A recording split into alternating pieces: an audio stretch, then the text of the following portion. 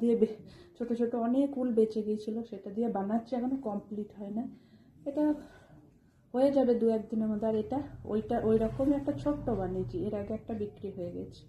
আর তোমরা তো জানোই যে আমি লাড্ডু গোপালের ড্রেস তো বানাতেই থাকি, দেখো তার সাথে এগুলোও চলছে, বানাচ্ছি ছোট বড় সব রকমের।